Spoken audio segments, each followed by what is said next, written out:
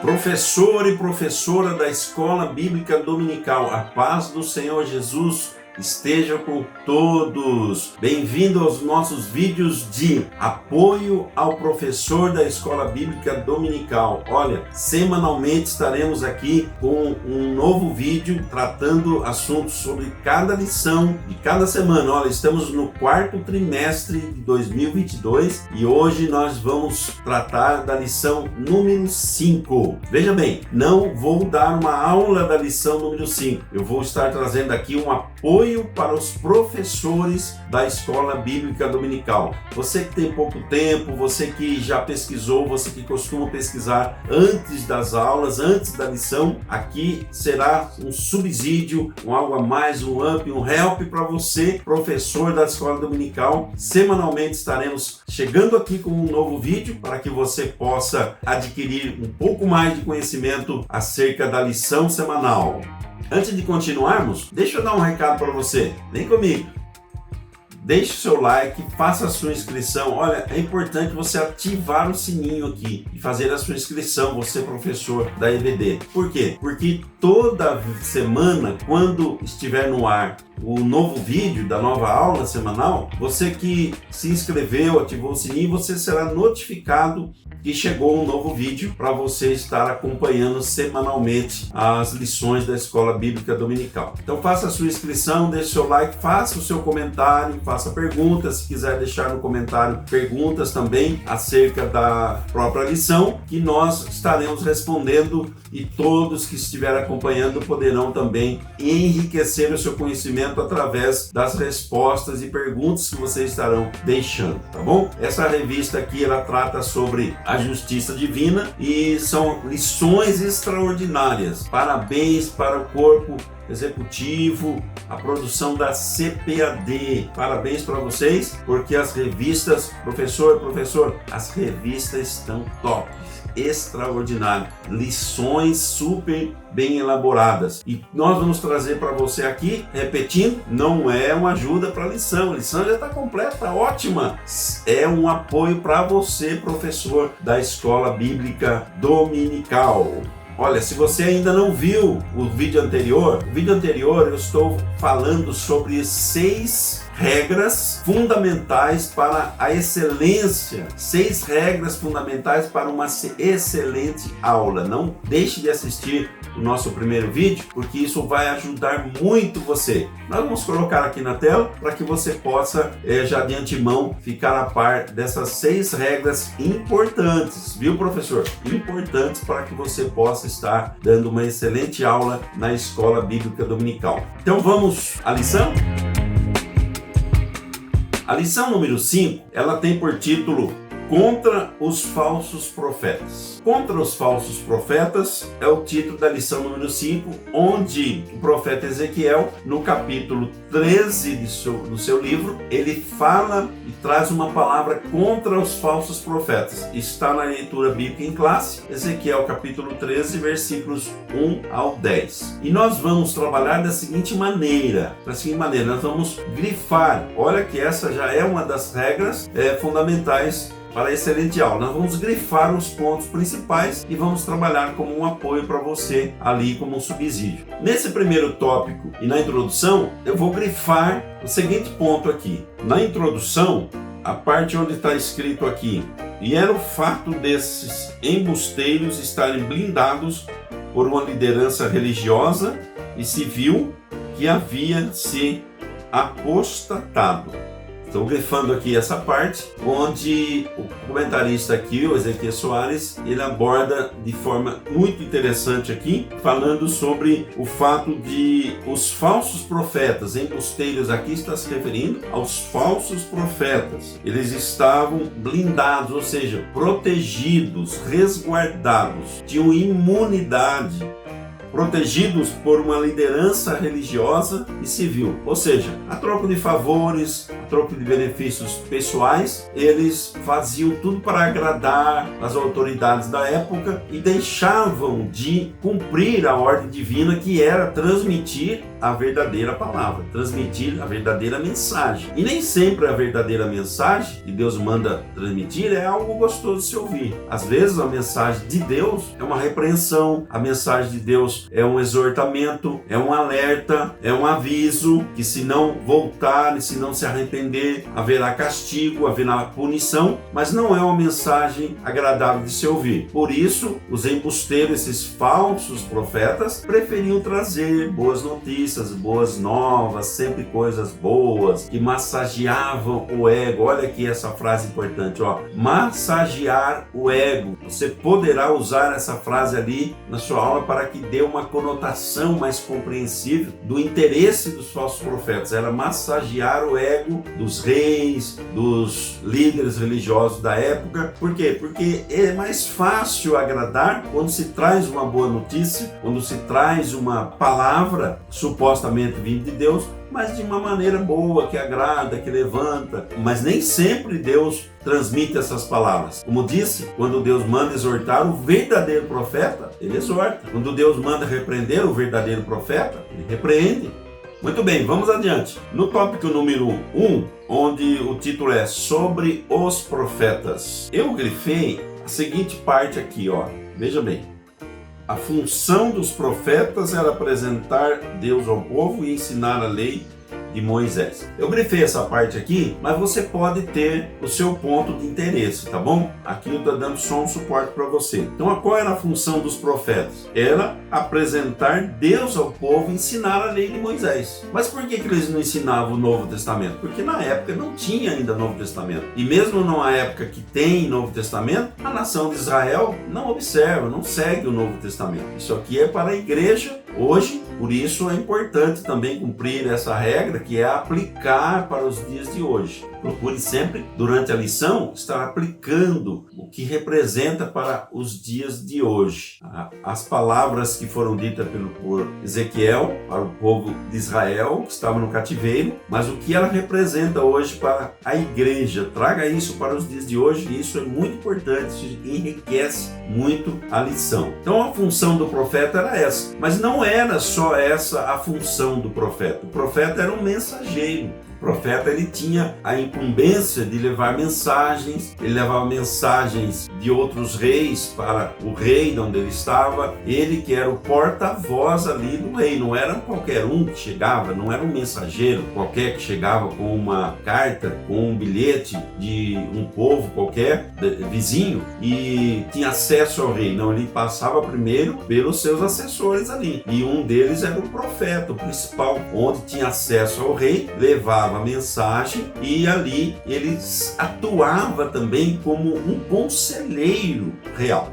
Mas na nação de Israel, como eles estavam em cativeiro, mesmo em cativeiro, eles tiveram uma organização de autoridades superiores, por exemplo, onde eles respeitavam e davam ouvido aos profetas. Mas, como já disse anteriormente, eles preferiram dar ouvido aos profetas que falavam somente coisas boas, coisas de vitória. Olha, esse cativeiro aqui não vai acontecer não, olha aqui, Deus vai nos livrar aqui a qualquer momento, olha, Deus está satisfeito conosco, tudo que está acontecendo, Deus está super satisfeito. Aí chega Ezequiel e apresenta uma outra mensagem. Então eles preferiram dar ouvido aos falsos profetas, por isso veio o castigo de Deus sobre a vida deles. Ainda no primeiro tópico, aqui no item 2, primeiro tópico ainda no item 2, você vai ver aqui no item 2 outros termos para designar profetas de Deus e falando sobre os falsos profetas. Então você poderá dividir essa lição falando sobre falsos profetas, você poderá falar sobre a diferença do falso e do verdadeiro. Então uma coisa interessante que você pode acrescentar para a classe é sobre como identificar um falso profeta. Então você fala sobre o profeta verdadeiro, que é aquele que transmite a palavra de Deus, entrega tudo aquilo que Deus mandou falar, não faz rodeios, não tem interesse em massagear o ego de ninguém, fala com educação, fala com respeito, mas transmite a mensagem pura que Deus mandou ser entregue. E nesse ponto você pode interagir com a classe, lembrando que interação com a classe é uma das regras fundamentais para a excelência da aula. Você pode interagir com a classe e fazendo perguntas para você, irmãos, para você, irmãs. O que é um profeta verdadeiro? O que é um falso profeta? E você pode trabalhar nessa linha de perguntas e respostas, que é bastante interessante aí, cada um dá a sua opinião, você ouve algumas opiniões ali e você também já preparado para a sua conclusão. Mas uma coisa interessante que eu vou passar para você, que você pode agregar a essa lição na hora da aula, é sobre como identificamos um falso profeta. Porque o profeta verdadeiro, nós sabemos que ele é contraposto ao falso. Então, se você conseguir identificar o que é um falso profeta, você automaticamente estará identificando o profeta verdadeiro, as qualidades dele. E vice-versa, se você identificar um verdadeiro profeta de Deus, automaticamente o falso profeta é ao contrário daquilo. Então você pode trabalhar nessa linha de pensamento, diferenciando. Se você tiver um quadro negro, algo que você possa escrever, você pode traçar uma linha no meio do quadro negro. De um lado você coloca as qualidades do verdadeiro profeta e do lado direito você coloca os itens relacionados ao falso profeta. E você vai ouvindo a classe. Aqui do lado do verdadeiro profeta, o que nós podemos colocar? Aí alguém vai dizer e você coloca. Aqui do lado do falso, você faz uma lista e trabalha depois comentando aqueles itens, tanto do falso como do verdadeiro. Vai ser muito bacana. Vai por mim. É gostoso esse tipo de aula. A classe gosta, é edificante. E você vai ver que o tempo vai ficar apertado, até tão gostoso que está ali. Ele dá vontade de ter mais tempo para poder dar a aula. Então vamos lá, vou ajudar vocês aqui agora, professor, professora, falando sobre 3 itens que identificamos o verdadeiro profeta. E automaticamente, ao identificá-lo, como já disse, o falso será também elucidado, será esclarecido também sobre o falso. Primeiro item, as profecias proferidas por ele têm que se cumprir. Esse é o primeiro ponto. As profecias ditas, faladas pelo profeta, tem que ter o seu cumprimento. Porque se o profeta falar e não se cumprir o que ele falou, então obviamente que a sua profecia não é verdadeira. Obviamente que não é real aquilo que ele falou. Então, olha, veja o versículo que estou colocando aqui na tela para você ver onde está a referência bíblica sobre isso, esse aspecto aqui que estou falando. A profecia tem que se cumprir, mas só por esse item não basta. Bom, observar, não cumpriu, não é de Deus. Cumpriu, é de Deus. Só observando dessa forma, não basta. Por quê? Porque tem profecias que são ditas e o seu cumprimento não é de imediato. Não é a semana que vem. Quando o profeta ou alguém chegar, falar uma profecia em nome de Deus e disser assim, olha, amanhã, segunda-feira, vai acontecer tal coisa. E acontecer de fato, então realmente era uma algo de Deus. A semana que vem, o mês que vem, dá tempo da gente esperar. Mas tem profecias proferidas que levaram séculos para se cumprir. Então, como é que vai avaliar se a profecia é de Deus ou não, se vai acontecer no próximo século? Nós nem estaremos mais aqui, a nossa geração que está vindo aí atrás, né, nossos filhos e netos é que saberão. Mas para nós, hoje de imediato, saber se a profecia é de Deus, se ela foi dita para um longo prazo, não é possível, então, só por esse aspecto aqui do cumprimento ou não cumprimento. Veja bem, veja o que aconteceu com os precursores, um dos precursores da Reforma Protestante. O nome dele era John Huss. Aportuguesando aqui, era João Huss. Mas John Huss, ele viveu 100 anos antes da Reforma Protestante. Por isso que ele foi e é considerado como um precursor, aquele que veio antes, já trazendo o início da Reforma. E ele, por suas pregações, suas contestações contra os erros da Igreja Romana, ele foi condenado à morte. Ele foi condenado a morrer queimado. Mas antes de John Huss ser executado, ele proferiu uma palavra profética. Ele disse assim, hoje vocês podem matar o ganso, porque o nome dele, Huz, significava ganso. Hoje vocês podem matar o ganso, mas daqui a 100 anos, olha aí, olha a palavra dele, algo que ia se cumprir só 100 anos depois. Como saber se é verdade ou não? Só a outra posteridade que acabou descobrindo isso. E nós hoje também, porque ficou escrito e relatado na história. Então ele disse assim: hoje vocês podem matar o ganso, mas daqui a 100 anos Deus levantará um cisne, a estes vocês não poderão matar. Essa foi a frase de John Hus. 100 anos depois apareceu Martinho Lutero, o ganso da referida profecia de John Hus. Tentaram matar Martinho Lutero, mas não puderam, porque a profecia se cumpriu fielmente. Então o primeiro item é ver se tem cumprimento às profecias. Segundo item, a vida do profeta. Quem é que está profetizando? Segundo item, a vida. Quem é o profeta? Ele é um cristão? É um homem que fica nos bares bebendo? É um homem que tem más companhias nos finais de semana? É um homem que se diz ser crente, mas o seu comportamento na sociedade contradiz tudo o que ele está falando? É uma pessoa que não tem uma vida íntima com Deus? É uma pessoa que não é regrada e dirigida pela palavra do Senhor, que não segue princípios cristãos, princípios bíblicos? Olha, se for uma pessoa assim, então você já sabe, não precisa ter dúvida. Agora, é um homem de Deus, uma mulher de Deus que está falando? A profecia, ela foi proferida por uma pessoa que você conhece, sabe que é um homem de Deus, uma pessoa nas mãos de Deus. Então, esse é um critério importante também para você observar sobre se a profecia é verdadeira ou não. Então vamos lá. Terceiro ponto para poder observar se o profeta está falando a verdade ou se vem de Deus o que ele está falando. Terceiro ponto, tem que ser aprovado pela Bíblia.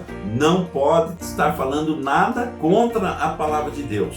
Se o profeta falar em nome de Deus e ele falar algo que contradiz as Escrituras, deixa eu dar um exemplo. Se o profeta chegar e falar assim: olha pessoal, esse versículo na palavra de Deus aqui, ele está errado, então eu vou ensinar para vocês hoje. Deus me revelou, Deus revelou para mim que essa profecia aqui, ó, essa palavra aqui, ela não pode ser dessa forma. Nós vamos riscar e vamos escrever da seguinte maneira: olha, se ele falar uma besteira como essa, nem precisa receber, mesmo porque o apóstolo Paulo já orientou que ainda que desça um anjo do céu trazendo um outro evangelho, seja anátema, significa seja maldito, seja amaldiçoado. Ainda que fosse um anjo e trouxesse uma outra palavra, um outro evangelho, algo que não tem apoio na Bíblia, então não receba, tá? Não é de Deus. Então fica aqui essas três orientações para identificar um verdadeiro profeta, uma verdadeira profecia. Primeiro, cumprimento. Segundo, a vida do profeta. Terceiro, tem que ter apoio